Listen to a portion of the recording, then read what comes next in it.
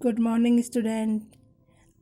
आज हम कक्षा 6 का चैप्टर 2 मंत्र तंत्र पढ़ेंगे कि मंत्र तंत्र क्या होते हैं। मंत्र तंत्र वैसे तो जादू टोना होता है, उसको मंत्र तंत्र बोलते हैं, लेकिन यहाँ पे मंत्र तंत्र का से परिश्रम से है, मेहनत से है कि हम मेहनत से अपने जीवन को किस तरीके से बेहतर बना सकते हैं। अगर हम मेहनत करेंगे तो हम सब कुछ कर सकते हैं। पाठ परिचय।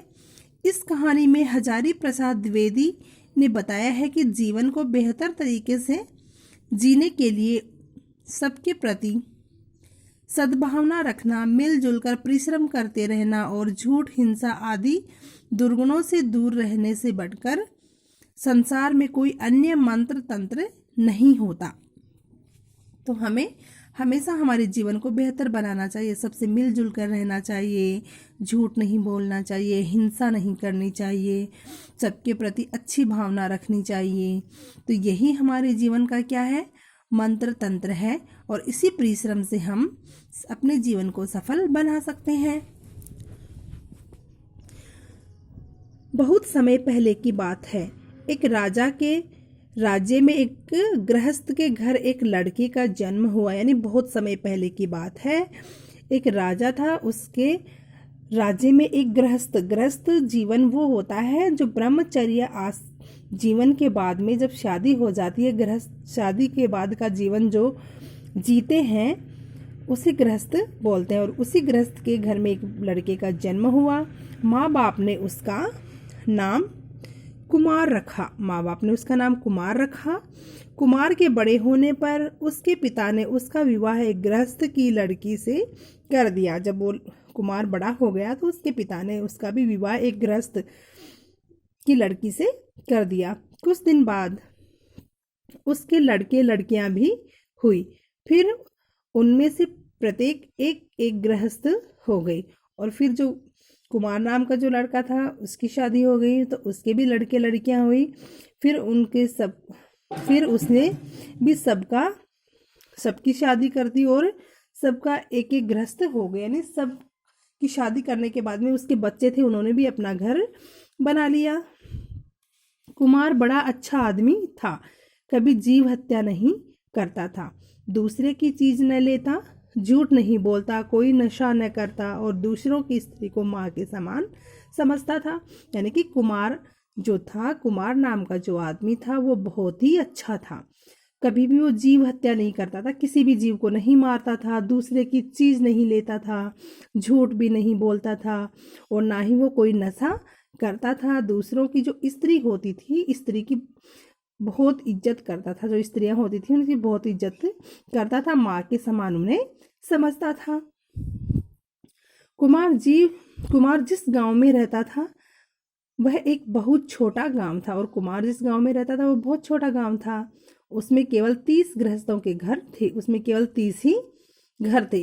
एक दिन 30 घरों के गृहस्थों को एक काम से एक जगह मिलना था। और एक दिन क्या है, जो 30 गृहस्थ जो थे, 30 घर थे, 30 गृहस्थों के जो आदमी थे, घर के जो आदमी थे, उनको एक जगह गांव पे एक ऐसी जगह उनको मिलना था।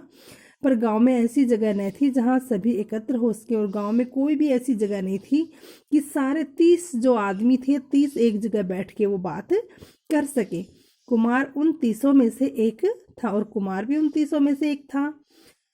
सबके साथ एक जगह पहुंचकर उसने एक स्थान को धूल मिट्टी हटाकर साफ किया। और सबके साथ वो क्या है, एक स्थान पे पहुंच गए और वहां जाकर उन्होंने वहां से धूल मिट्टी थी उसको हटाकर उस जगह को साफ कर दिया। उस स्थान के साफ होते ही एक आदमी वहां आकर खड़ा हो गया। और वो स्थान जहां साफ हो गया वहां पे एक आदमी आकर खड़ा हो गया। कुमार उससे कुछ न कहकर दूसरी जगह साफ करने लगा, और कुमार ने उसे कुछ भी नहीं कहा। उस जगह को उसने छोड़ दिया और उसने दूसरी जगह साफ करने लगा। इसके साफ होने पर एक तीसरा आधम का, और उसने जब दूसरी जगह साफ की तो वहां पे भी एक और आकर खड़ा हो गया। इस तरह एक एक जगह साफ करते करते वह एक एक आदमी के लिए जगह बनाता गया और अंत में सबके लिए जगह बना दी। और उसने सबके बैठने के लिए, सबके खड़े होने के लिए उसने एक जगह बना दी। बाद में जिसका जो काम था कर करा के उन्होंने वहाँ एक चबूतरा तैयार किया और फिर उन्होंने सबने मिलके क्या है, जिसका जो भी काम था, सबको अलग अलग काम दे दिए गए थे, तो सबने मिलके अपना अपना काम करके वहाँ पे एक चबूतरा तैयार कर दिया। वहाँ से यथा समय आने बैठने तथा आमोद प्रमोद करने लगे और वहाँ पे कुछ समय के लिए आके बैठ जाते। वहाँ पे उनका एक समय होता था, उस समय पे वो वहाँ पे आ जाते, सब बैठते, बातें करते, हंसी मजाक करते, वहाँ पे बैठते और हंसी मजाक करते सबके, यानी सबके लिए एक जगह हो गई थी बैठने के लिए। गांव में कोई नया आदमी आता तो वह भी वहीं जाता, और गांव में अगर कोई नया आदमी आता तो वो भी वहीं आ जाता, वहीं बातें करने। इस तरह उसके दिन कटने लगे और इस तरह उनके दिन आसानी से कटने लगे। कुछ दिन बाद वहीं पर उन्होंने एक छोटा सा घर बना लिया और उसके बाद वहाँ पे उन्होंने एक छोटा सा घर बना लिया और उसमें बैठने के लिए चटाई आदि चीज़ों का संग्रह भी धीरे धीरे कर लिया। और वहाँ पे एक छोटा सा घर बना लिया, जहाँ पे चबूतरा तैयार किया था वहाँ पे एक घर बना लिया और उस घर के अंदर बैठने के लिए उन्होंने चटाई, जिस चीज़ की भी आवश्यकता होती वो सारा सामान धीरे धीरे उन्होंने इकट्ठा कर लिया। इस तरह से समय अनुसार आते, बातचीत और आमोद प्रमोद करते और समय के अनुसार आते, जिसको समय होता वहाँ पे आ जाते और वहाँ पे बैठते, बातचीत करते, बातें करते आपस में और हंसी मजाक करते। खूब सुबह उठकर वे अपने अपने घर के काम काज कर लेते, फिर अपना खुरपा, हंसुआ, कुदाल लेकर घर से बाहर होते और चौरस्ते पर या और कहीं अगर काठ पत्थर रहते तो हटा देते। और वो क्या है, सब लोग सुबह उठते, अपने अपने घर के काम करते और काम करके अपना खुरपा होता है, ऐसे मिट्टी खोदने के लिए होता है, हंसुआ होता है, हंसुआ धनुष के आकार का एक औजार होता है, कुदाल होता है, फावड़ी की तरह होता है, थोड़ा पतला होता है, तो वो सब औजार लेकर वो घर से बाहर निकल जाते हैं। चौरस्ते यानी चौरस्ता 4 राहों का समूह होता है, वहाँ पे 4 रास्ते निकलते हैं, एक रास्ता ऐसे आ जाता है, उसको काटते हुए एक रास्ता यूँ निकलता है। ये 4 रास्ते एक जगह से निकलते हैं, तो इस जो बीच का जो स्थान होता है इसको चौराहा बोलते हैं। तो या तो वो चौराहे पर जाते या फिर कहीं भी उनको रास्ते में कहीं भी ईंट पत्थर कोई ऊंची नीची जगह मिलती तो वो वहाँ से हटा देते और ऊंची नीची जगह को वो साफ कर देते। गाड़ी या आदमी के आने में यदि किसी प्रकार की बाधा